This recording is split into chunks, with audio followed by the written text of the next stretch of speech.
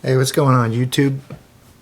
It's been a little while since I did any painting related videos, so I thought I'd make you guys a quick video about how I start off my paint jobs, and I'll probably do like a 3-part series. If you like what I'm showing you in these videos, please like and subscribe. I really appreciate it. It helps the channel. I'll put some links in the description for things I use, my airbrushes, compressor, which is a big Campbell Hausfeld 30-gallon compressor. It comes in handy for other things other than painting as well. And I have a water separator on it. Some of the things I'm using are name brand X-Acto blades. The cheap ones just don't last. If you try using cheap ones, you'll save a little money, but you'll go through blades left and right. It's just too time consuming. My time is valuable, so I stick with X-Acto brand blades. And I use a Iwata and Pash airbrushes, just depending on what I'm doing. I got some cheap airbrushes for metal flake and laying in base, backing colors like white and stuff like that. But basically, I just draw my designs using a Sharpie. No big deal, really. I just kind of sketch it rough, get an idea, using different points on the body.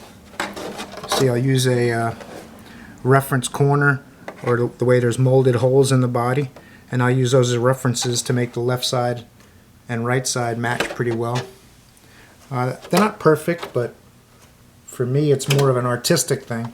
I don't want it to look like I silkscreened the body on some kind of a press and I made thousands of them exactly the same. So I don't mind slight imperfections in my work, from left to right and all that kind of stuff. Frankly, most of the time the bodies aren't even perfectly square left to right. There's always, if you use a caliper and measure on these bodies, I used to manufacture them with J Concepts. I used to help make the tooling and molding all the bodies and all that, but I know enough about it to know that there's probably quite a bit of variance from left to right. So if you spend a lot of time making patterns on paper that you can trace from left to right, it's still not going to be perfect. So I tend to use just reference points going from left to right. So I've already started trimming this body out. As far as the paint job part of it goes, the initial color, I'll cut out the dark part first.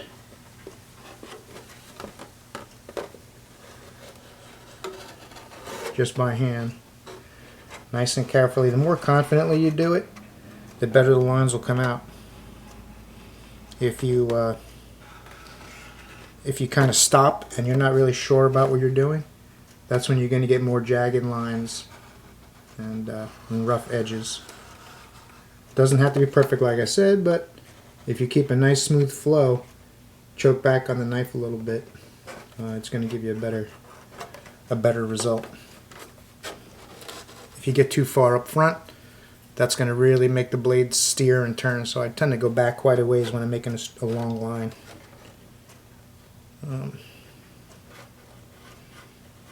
Get this cut out here for you.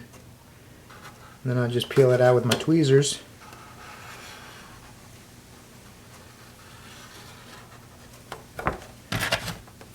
Some people use X-Actos to pull it out. I prefer to use tweezers. I feel like I have a little more control. If it's a really intricate pattern that I'm doing, like a caricature or something like that, then I use the X-Acto, just because they're tiny little pieces and the tweezers just won't do the job. And it'll come off with the masking material too. A lot of people don't put enough masking material on. I use w.e.d or w.e.d design, depending on what there's a good price on at the moment, because frankly there really doesn't seem to be any difference to me. It's basically liquid latex with some antifungal ingredients added in, so it doesn't get mold in it and stuff while it's in storage. But it's all basically the same stuff. I don't see a big difference. Sometimes the w.e.d can be a little watery to me, but both of them will do the job just fine. You need about 3 coats. That's what I'm getting to here. Some people try to do 1 coat and wonder why it's hard to peel out.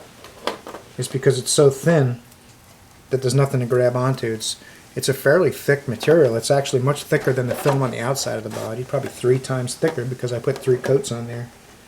The material is actually really easy to lift up if you put the right amount on there. You have to get a feel, because if you lay it on very, very thick, then you don't need as many coats. If you lay it on super thin, some people really brush very finely, where you can see right through it and it dries in 20 minutes. Those guys are going to have to do 5 coats or so just to get good coverage so that it'll pull up nice. That's the first stage of the paint. You can see the edges.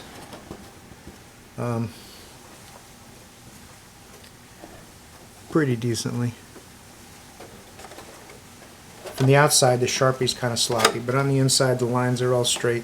The Sharpie lines, for me, are just a reference, so I know I'm close left to right, and I know I have a good idea what I'm doing. You don't want to start just cutting with an X-Acto and not have any Sharpie reference on the outside. You can use multiple colors, you know, red and black to go together if you want to have a more contrast between your designs, because you can't tell where you laid out everything. But I tend to do it all just in black unless it's really getting a little intricate for me. So I'm going to be doing a couple of these bodies for my good client Augusto Salti. I'm doing 2 BJ4 bodies. These are actually this is one of our earliest bodies in the early 2000s when I was working with Jason at J Concepts and we were just getting it started. This tool was done on a CAD program, and this is the version that I modified for the world's version. You know, give it a little more aero. So the next video I make will be more about painting. Once I start that process, I'm going to get these all trimmed out. I'm not going to bore you guys watching me trim all 3 of them out. And like I said, if you like what you're seeing, like and subscribe. Thumbs up, thumbs down, whatever makes you happy. Leave a comment below about stuff, how you might do things a little differently. And if you click any of the affiliate links I'll put down below, that'll help out the channel too. I really appreciate it. It won't cost you anything extra. If you're going to head to Amazon to buy something, just click my link, get what you need. It can be the same as the link or anything. I believe it attaches a cookie for about 24 hours to whatever device you are on, so anything you buy will help the channel. And I'll be able to do some more comparison videos about airbrushes and other things. I've been painting for almost 40 years, so I got a lot to say. So if you guys like what you see, support the channel. It'll really help me out. I appreciate it. I'll see you in the next video.